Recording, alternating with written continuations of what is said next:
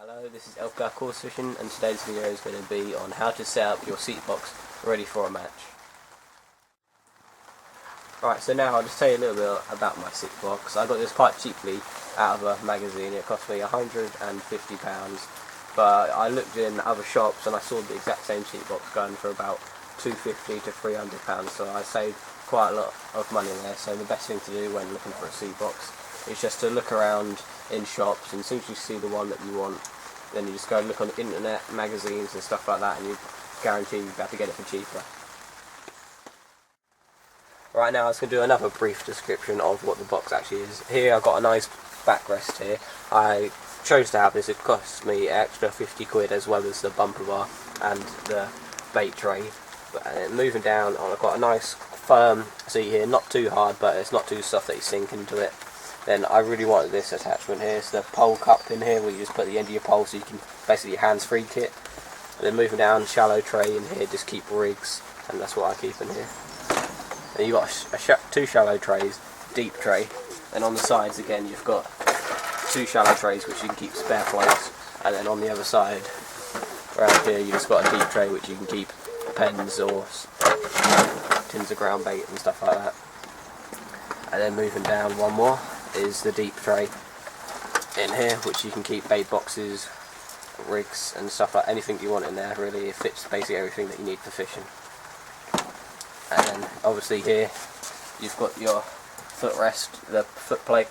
I chose to have this, I really want this because I'm a maps fisherman, so sometimes when the pegs are a bit waterlogged, what I can do is just raise myself off the floor away from the water so I can fish closer to the water. And then here I've got the bumper bar.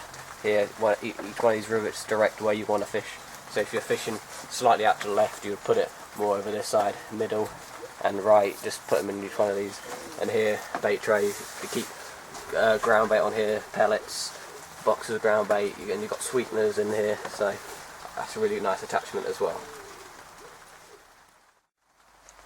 Right now I was going to explain about the legs on the box. So say the train is not quite flat, so what you want to do is just lift yourself up, drop down one leg, and what you can do from that is just drop down the back leg just to level yourself off. So in case that the train is slightly leaning to one side, you can just level yourself off, and that'll be really good. Or say there's quite deep water, so what you might want to do is just lift yourself up a bit more, like so.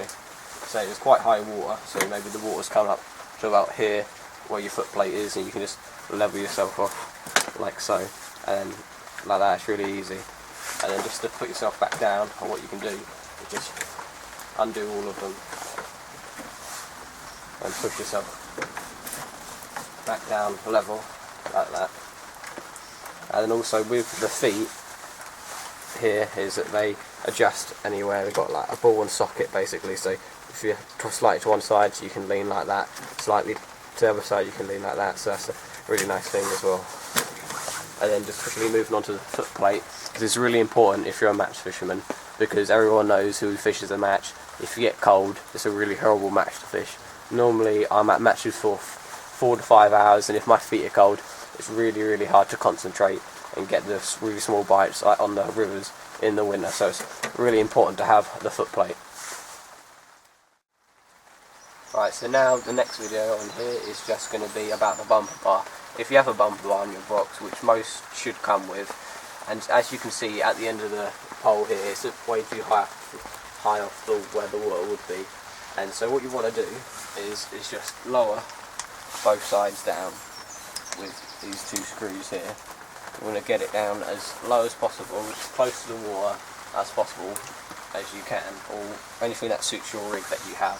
If say you've got a lot of slack coming up from the top of your float, then what you might want to do is just have a little bit off so it can maybe float down the river a bit. But say you're on a still water lake and you've got a really small rig on with really small line come out from the edge of the float, what you want to do is just try and get it as close to the float as possible so there's not much slack, so you can get those really quick bites in.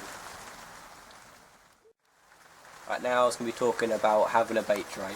I would highly recommend buying a bait tray because when you're in a match and it's quite awkward just to lean down right down to the floor and pick up some maggots or some pellets or chuck in some ground bait. So if you have it nice next to you, then it won't have the chance of maybe being knocked over or something like that. So it's really good just to have a bait tray on here. And I've got a selection of stuff here just to show you. And here I've got some liquid scent stuff, pellets, ground bait, and here I've got some bait boxes here. And this all goes onto the excess part of the leg which props you up on your box. It's the same for the bumper bar here. And what you can do is just say you got your keep net for, you go for quantity of fish or weight of fish. What you can do is just screw that onto here, and you've got your keeper net nice and close to you so you don't miss your fish as you get in or have to get up and go put your fish in. And also you can have many more attachments, like at the back here you can just get a pole roller which goes out along here, and then you can just pole roll back, or say you're feeder fishing on the box, and on here you can just have your feeder fishing attachment on this part of the box as well. Right, another good thing to have during a match or set up your seat box is having an organised seat box. It's one of the biggest things you need to have. Like in here you don't be searching around for your rigs, so in here I've got all my rigs that I will have here. And moving down onto here I've got all my stuff that I need for making pole rigs or maybe setting up pole rigs. So I've got line, hooks, float rubbers and stuff like that, and here I've just got the swivels, big weights and plummets and stuff like that, and at the back I've got cage feeders and method feeders. And then coming into here I've got like cutting equipment and disgorging equipment and stuff like that. So I've got the penknife and scissors, and I've got the disgorger here, and then I've just got a grater here just in case I want to grate up some bread for ground bait or something like that, and I've got a plunger for adding in the scents over here.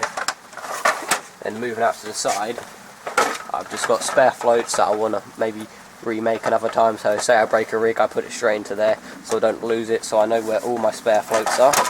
And then once I've made the rig, I can put it on my spare rig winders here, and then I've got the umbrella peg here. And then moving down into the deep tray, and then here I just store bait boxes, tins of luncheon meat, or reels and heads of reels and stuff like that. So it's really good just to have an organised seat box. So maybe the biggest thing that you can do is maybe go home and then just after fishing and just organise your seat box so you know where everything is. Thank you for watching LPR Course Fishing, and this video was how to set up your seat box ready for a match. And hopefully if you liked the video or found it quite interesting, you can leave us a like or maybe subscribe.